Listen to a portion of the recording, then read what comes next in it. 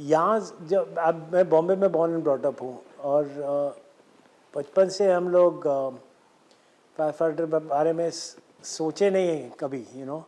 And then when you go to the west you realize how much value and respect they are given. And then when you go more deeper into the subject, you start meeting people and you start seeing, like I remember I went to meet Mr. Hangdale first और उन्होंने मुझे एक fire दिखाया था oil rig पे और Bombay high पे हुआ था आई थिंक. और जिस तरह से उन लोग के पास they didn't have those kind of equipments or any such thing like that, and they doused the fire. 72 hours कुछ लगा था उसको आग बुझाने में और वो लोग अपनी लाइफ रिस्क करके वहाँ पे गए, वहाँ पे किया उन लोग ने, and then they came back home. So I just thought कि इनकी life is very, it's a very different life, different and unusual life which we don't really talk about or don't know about. So I thought we should do something about.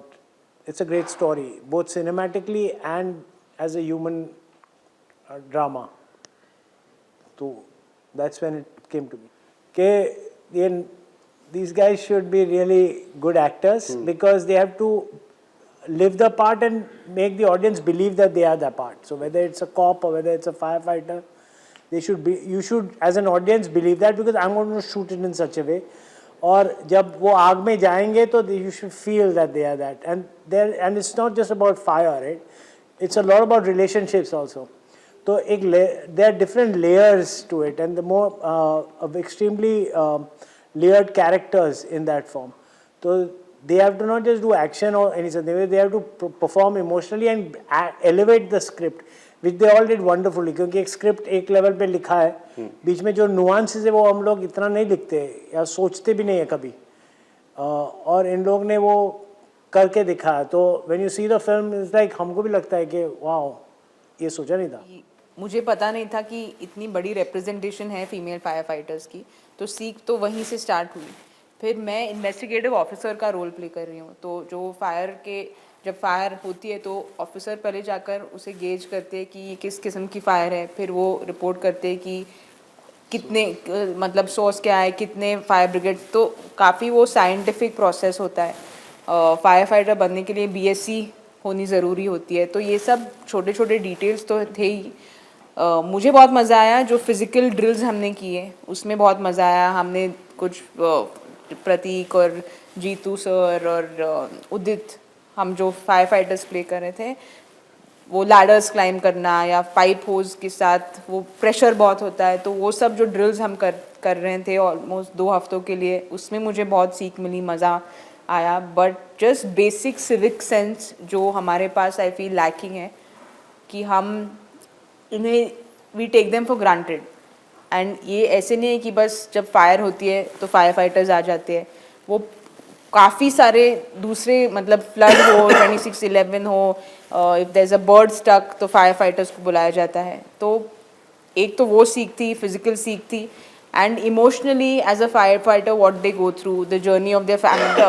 Overall it was not just physical but also just the emotional journey of firefighters that was very enlightening. तो आपसे पूछना चाहेंगे.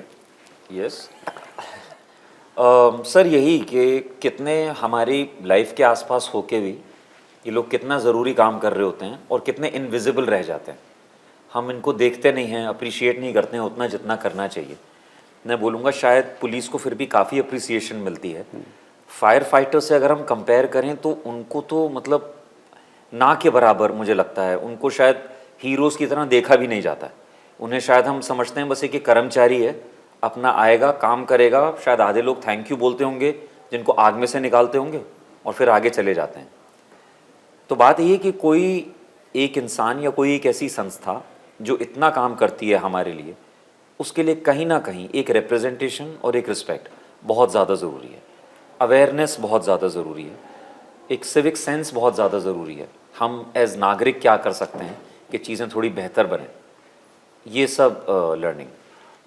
Sir देखिए, एक privilege तो है, definitely एक है, और वो जो रोल है उसके पास भी एक प्रिविलेज है. वो बहुत डेकोरेटेड ऑफिसर है, यू नो, सुपर कॉप बोलते हैं उसको.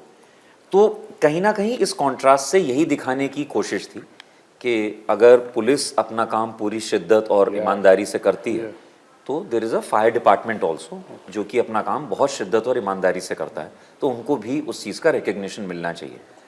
इसमें मज़ेदार एक बात यह है, मेरे और प्रतीक के कैरेक्टर में जो नोकझोंक है, क्योंकि पुलिस और फायर का है टकराव, एक पर्सनल रिलेशनशिप भी है कि जीजा और साले का है उसमें, तो वो जो एक पॉलिटिक्स है वो भी बड़ी मज़ेदार है।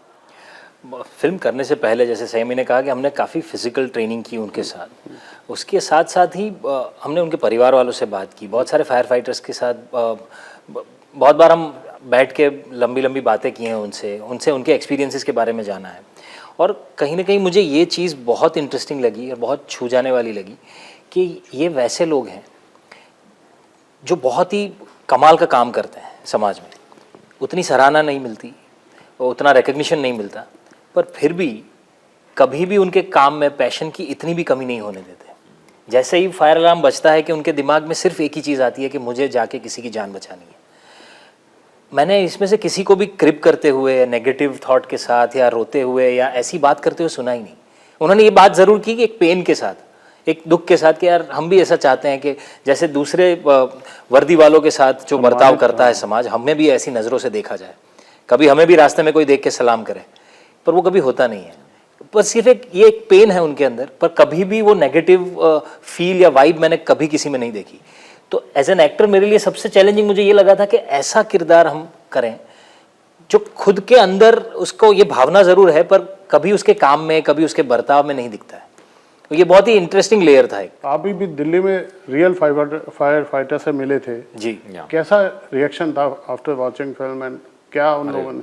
अरे मतलब फिल्म देखने के बाद जिस हिसाब से उन्होंने रिएक्ट किया, वो जो इमोशंस थे उनकी आंखों में, बिल्कुल शायद वो पूरा बोल भी नहीं पाया। और उन्होंने वही बताया कि हम जो अभी फील कर रहे हैं ना, शायद पूरा शब्दों में नहीं बता पाएंगे। नहीं, उनकी आंखों में उनका गला भराया था, आंखों में आंसू थे। सर वहाँ पे मुंबई में 48 आवर्स की शिफ्ट होती है, दिल्ली में 72 आवर्स की शिफ्ट होती है। क्या बात जी, एक शिफ्ट की बात हो रही है ये दरख्वास्त है सरकार से, इनकी सैलरीज भी बहुत कम है। हम इनको जो सुपर ह्यूमन बोल रहे हैं वो इसलिए कह रहे हैं, कई लोग होंगे जो मेहनत का काम कर सकते हैं इतनी शिद्दत से, लेकिन शायद थोड़ी सैलरीज अगर हम इनकी बेटर कर दें, उनकी लिविंग कंडीशंस बेटर कर दें, तो शायद उनको ना थोड़ी सी और मोटिवेशन मिलेगी, शायद एक आम आदमी को मोटिवेशन मिलेगी ये चीज़ें ज्वाइन करने की। लेकिन उन्होंने जिस तरीके से सराहना की थी फिल्म देख के, वो शायद हम कभी भी मतलब हम नहीं भूल पाएंगे वो जो मंजर था वहाँ जो फायर चीफ थे उन्होंने मतलब सर से यही कहा था कि मेरे जीवन का सबसे बड़ा सपना आज सच हो गया। मैं चाहता था कि हमारी बात लोगों तक पहुँचे और अगर ये फिल्म के ज़रिए हो रहा है तो बहुत बड़ी बात है।